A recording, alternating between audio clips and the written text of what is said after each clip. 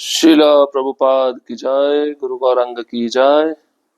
तो कल के सत्र में हमने सुना था शिला प्रभुपाद जी शांतिपुर में जाकर भगवान के समक्ष, अद्वैत आचार्य के समक्ष रोते थे कि मुझे कृपा दीजिए कि मैं अपने गुरु महाराज की आज्ञा का पालन कर सकूं। और उस समय एक पुजारी जो हमेशा उनको देखा करता था, जब करते समय वे रो रहे हैं, दर्शन करते समय वे रो रहे हैं। और कुछ समय के बाद उस पुजारी ने प्रभुपाद जी को देखना बंद कर दिया, क्योंकि प्रभुपाद जी उस समय वहां पे नहीं आते थे। तो अमेरिका जाने से एक दिन पहले जब वे आए तो उन्होंने पुजारी के चरणों में निवेदन किया कि आप भी मुझे कृपा करिए कि मैं अपने गुरु महाराज की इच्छा को पूरा कर सकूं। तो पुजारी ने कहा कि मेरी सेवा आपके लिए समर्पित है। तो वही पुजारी हाथ में भागवत दर्शन पत्रिका लेकर जब मायापुर पहुंचते हैं तो वहां पे प्रभुपाद जी के शिष्यों को मिलते हैं और प्रभुपाद जी का पूर्व इतिहास बताते हैं कि किस प्रकार प्रभुपाद जी अमेरिका जाने से पहले शांतिपुर में आकर अद्वैत आचार्य के समक्ष प्रार्थना करते थे, प्रार्थना करते हुए रोते थे और उन्होंने असंभव कार्य को संभव करके दिखाया, पूरी दुनिया में कृष्ण नाम का प्रचार करके दिखाया। तो ऐसे ही गुरु का पूरे दुनिया में प्रचार होना चाहिए।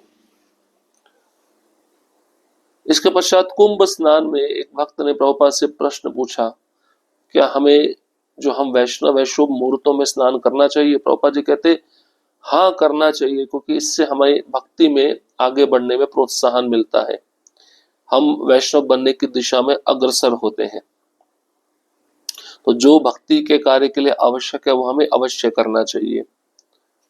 अब हम आगे बढ़ेंगे। एक पैसा भी व्यर्थ नहीं होना चाहिए। रूप विलास प्रभु, एक बार प्रभुपाद हम सबके साथ मंदिर की परिक्रमा कर रहे थे। अचानक एक कोने पर पहुंचकर वे ऐसे रुक गए कि पीछे चल रहे लगभग भक्त उन पर ही चढ़ गए। वे गंभीर स्वर में पीछे मुड़े और बोले, तुम अंधे हो पर मैं देख सकता हूं। हम सब चुप रह गए और कोई कुछ नहीं बोला। हम परिक्रमा पूरी करके फिर उसी स्थान पर पहुंचे। इस बार प्रभुपाद ने बिना कुछ कहे बस एक जलती हुई बत्ती की ओर इशारा किया। सूर्य निकल चुका था, फिर भी बत्ती जल रही थी। वृंदावन में प्रभुपाद की भावना यह थी कि एक पैसा भी व्यर्थ न जाए, चाहे पानी टपक रहा हो, चाहे कोई अव्यवस्था हो या कोई व्यापारी हमें ठगने की कोशिश कर रहा हो। प्रभुपाद तत्क्षण सतर्क हो जाते हैं और उसी भाव में उन्होंने वह वाक्य कहा था, तुम अंधे हो पर मैं देख सकता हूं। यह वाक्य हर स्तर पर सार्थक था, मंदिर प्रबंधन के स्तर पर भी और हमारी आध्यात्मिक स्थिति के संदर्भ में भी। एक सत्य वचन था और उसका व्यवहारिक पक्ष भी था। तो प्रभुपाद जी मंदिर की परिक्रमा कर रहे थे अपने शिष्यों के साथ। तो प्रभुपाद जी रुके और पीछे वाले शिष्य भी रुक गए। प्रभुपाद ने कहा कि तुम अंधे हो पर मैं देख सकता हूं। लेकिन ये बात प्रभुपाद जी के शिष्यों को कुछ समझ में नहीं आई। अब परिक्रमा पूरी करके प्रभुपाद जी फिर उसी स्थान पर पहुंचे। प्रभुपाद ने कहा, जलती हुई बत्ती की ओर इशारा करते हुए, सूर्य निकल चुका है फिर भी बत्ती जल रही है, लाइट जल रही है। इसका मतलब प्रभुपाद जी एक पैसा भी व्यर्थ नहीं जाने देते थे। वो मंदिर जो था कृष्ण का था और मंदिर में जितनी भी वस्तुएं थी सब कृष्ण की थी। और कृष्ण की वस्तुएं मतलब कृष्ण की शक्ति। अगर हम कृष्ण की शक्ति को व्यर्थ गवाते हैं तो उसका मतलब हम कृष्ण के सेवा को गंभीरता से नहीं ले रहे हैं। तो प्रभुपाद जी का ऐसा भावना था कि वे कोई भी पैसे को या किसी भी वस्तु को व्यर्थ नहीं जाने देते थे। चाहे पानी टपक रहा हो, उसको नल को बंद करना, क्योंकि पानी किसकी शक्ति है? कृष्ण की शक्ति है। कोई बिजली व्यर्थ जा रही हो, पंखा चल रहा हो, लाइट जल रही हो, उसको बंद करना, क्योंकि वह बिजली कृष्ण की शक्ति है। कोई व्यापारी हमें ठगने का प्रयास कर रहा हो, हमसे ज्यादा पैसा लेना चाहता हो, पैसा कृष्ण की शक्ति है। तो ऐसे समय में प्रभुपाद जी तत्क्षण सतर्क हो जाते थे। प्रभुपाद जी कहते थे, आप सब अंधे हो पर मैं देख सकता हूं। इसका मतलब क्या है? मैं कृष्ण की शक्ति को व्यर्थ जाने नहीं दे सकता। ये भाव हर एक भक्त का होना चाहिए। कभी कभार भक्त ऐसा सोचते हैं मंदिर हमारा नहीं है, मैनेजमेंट बिल भर देगा। हम अपने घर को अपना घर समझ के सेवा करते हैं। एक पैसा भी व्यर्थ न जाए, तो बिजली कहीं जा रही है व्यर्थ तो उसको बंद कर देते हैं, पानी कहीं व्यर्थ टपक रहा है तो उसको बंद कर देते हैं। लेकिन ऐसा भावना हमारा मंदिर के प्रति क्यों नहीं होता? तो प्रभुपाद जी कहते हैं हर स्तर पर एक भक्त को सतर्क रहना चाहिए। कुछ भी वस्तु कृष्ण की व्यर्थ ना जाए, बर्बाद ना हो, उस वस्तु को हम अच्छे से कृष्ण की सेवा में लगा सकें। इसका मतलब छोटी छोटी बातों की तरफ भी एक भक्त का ध्यान जाना चाहिए। ऐसा नहीं कि छोटी बात है, हमें ध्यान देने की क्या आवश्यकता है। कृष्ण देखते हैं, अगर छोटी सी बात पे भी भक्त ध्यान दे रहा है, इसका मतलब वो गंभीर है, फिर वो बड़े से बड़ा अच्छा मैनेजमेंट कर सकता है। लेकिन छोटी ही बात पे ध्यान नहीं दिया जा रहा, तो बड़े से बड़ा मैनेजमेंट करोगे, उसमें पैसा फिजूल खर्ची होगा, जिसका हम हिसाब नहीं लगा पाएंगे। तुम कभी ऋण नहीं चुका सकते, रूप विलास। एक बार एक व्याख्यान के बाद मेरा मित्र ज्ञान गम में खड़ा हुआ और उसने श्रील प्रभुपाद से पूछा, प्रभुपाद हम आपके प्रति अपने ऋण को कैसे चुका सकते हैं? प्रभुपाद ने उत्तर दिया, तुम कभी अपने ऋण को चुका नहीं सकते, सदैव ऋणी बने रहो। यह वाक्य न केवल विनम्रता की शिक्षा देता है, बल्कि यह भी दर्शाता है कि गुरु की कृपा असीम होती है, जिसका कोई प्रतिदान नहीं दिया जा सकता, केवल कृतज्ञता और सेवा से उसका स्मरण किया जा सकता है। तो गुरु का ऋण शिष्य कैसे उतार सकता है? बिल्कुल नहीं उतार सकता। जन्म भी ले ले तब भी नहीं उतार सकता। केवल विनम्रता पूर्वक, कृतज्ञता पूर्वक सेवा कर सकता है।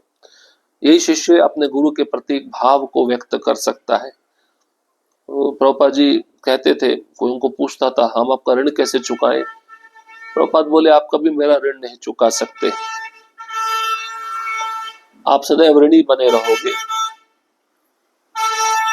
तो ये वाक्य कैसा है? विनम्रता की शिक्षा देता है।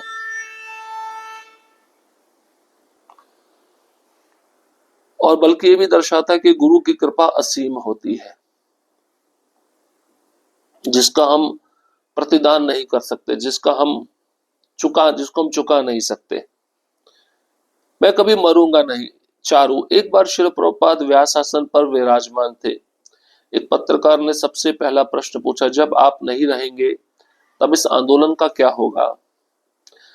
उसने वाक्य पूरा भी नहीं किया था कि प्रभुपाद बीच में ही बोल पड़े, मैं कभी मरूंगा नहीं।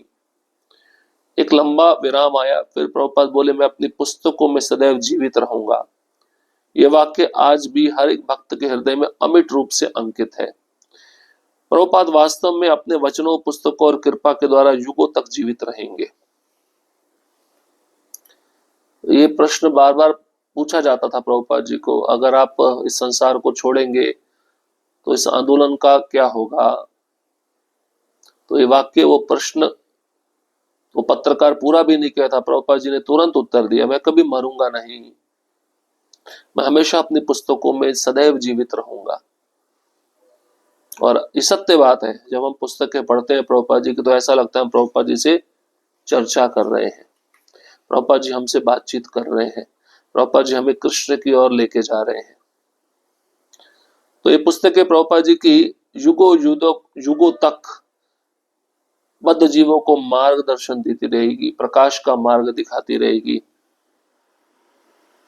और युगों तक प्रभुपाद जी अपनी पुस्तकों के द्वारा जीवित रहेंगे, अपने वचनों के द्वारा जीवित रहेंगे, अपने प्रवचनों के द्वारा जीवित रहेंगे।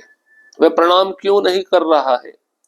उदयानंद, ब्राह्मण दीक्षा के बाद अगली सुबह मेरी पहली गायत्री जप की सुबह थी। मैंने सोचा मैं लेक मिशिगन के किनारे जाऊंगा और जब सूर्य उदय होगा तब गायत्री मंत्र का जप करूंगा। हम उस समय एवनस्टन में थे और झील के किनारे एक सुंदर पार्क था। मैंने वहां बैठकर जप किया और गायत्री जपने की तैयारी कर रहा था, तभी एक फोर्ड लिंकन कॉन्टिनेंटल गाड़ी आकर रुकी। गाड़ी का दरवाजा खुला और करीब 30 गज दूर से हमारे प्रिय शिल प्रभुपाद बाहर पधारे। मैंने तुरंत कहा, जय शिल प्रभुपाद, और प्रणाम किया, पर प्रभुपाद की पीठ मेरी ओर थी। वहां ब्रह्मानंद, सत्स्वरूप जैसे कई सन्यासी भी थे। जब सब तैयार हो गए तब प्रभुपाद मुड़े और सीधे मेरी ओर चल पड़े। मैं उस समय गायत्री मंत्र जप रहा था। वास्तव में मैंने अभी तक मंत्र पूरी तरह याद भी नहीं किया था और जैसे तैसे जप कर रहा था। प्रभुपाद ने चलते हुए कहा, यह प्रणाम क्यों नहीं कर रहा है? मैंने तो प्रणाम किया था। पर तब प्रभुपाद की पीठ मेरी ओर थी। भक्तों ने कहा, प्रभुपाद वे अपना गायत्री मंत्र जप रहा है। मैं प्रभुपाद का उत्तर पूरी तरह नहीं सुन सका और उन्होंने कहा, ऐसे जप का क्या मूल्य जब गुरु आपके पास आए और आप उन्हें प्रणाम ना करें। और फिर वे आगे बढ़ गए। बहुत महत्वपूर्ण शिक्षा है शिष्य के लिए। अगर कोई शिष्य महामंत्र का जप कर रहा है माला पे, कोई शिष्य ब्राह्मण दीक्षित है, वो गायत्री मंत्र का जप कर रहा है अपनी उंगलियों पर, उसी समय अगर उस शिष्य के गुरुदेव सामने आते हैं तो उस गायत्री मंत्र को छोड़कर, महामंत्र को छोड़कर उसको गुरु को प्रणाम करना चाहिए। तो प्रभुपाद जी कह रहे हैं, अगर कोई शिष्य ऐसा नहीं करता है तो ऐसे जप का क्या मूल्य है जब गुरु उस शिष्य के पास आए और शिष्य उसको प्रणाम ना करें। तो उदयानंद प्रभु अपना अनुभव बता रहे हैं, मेरे को नई नई दीक्षा मिली थी और मैंने सोचा था मैं एक झील के किनारे बैठकर पहले गायत्री मंत्र का जप करूंगा, लेकिन उसी समय प्रभुपाद जी का गाड़ी वहां पे आके रुका और प्रभुपाद जी गाड़ी से बाहर निकले और मैं उनको प्रणाम कर रहा था मेरी पीठ की तरफ से। तो प्रभुपाद जी ने देखा नहीं, उस समय बड़े बड़े सन्यासी भी प्रभुपाद जी के साथ में थे। तो प्रभुपाद जी की पीठ मेरी ओर थी, उस समय मैं उनको प्रणाम किया और उस समय मैं गायत्री मंत्र का जप भी कर रहा था। वास्तव में मंत्र पूरी तरह से मुझे याद भी नहीं था, पर जैसे तैसे करके मैं जप कर रहा था। प्रभुपाद चलते हुए अन्य शिष्यों को पूछे, प्रणाम क्यों नहीं कर रहा है? तो उस शिष्य ने सोचा, मैंने तो प्रणाम किया था, जब प्रभुपाद जी को प्रणाम किया था तो मेरा प्रणाम प्रभुपाद की पीठ की ओर था।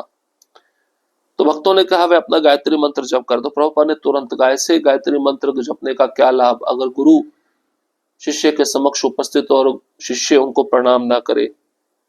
और प्रभुपाद जी इतना कहे और आगे बढ़ गए। तो किसी भी अवस्था में शिष्य कोई भी कार्य कर रहा है तो उस अवस्था में या उस समय उस शिष्य के गुरुदेव उसके समक्ष उपस्थित होते हैं तो शिष्य का सबसे पहला कर्तव्य है गुरु को पूरा दंडवत प्रणाम करना, अन्यथा वो भक्ति में आगे नहीं बढ़ पाएगा। हरे कृष्ण कृष्ण कृष्ण हरे हरे, हरे राम राम राम हरे हरे। श्रील प्रभुपाद की जय, गुरु गौरांग की जय।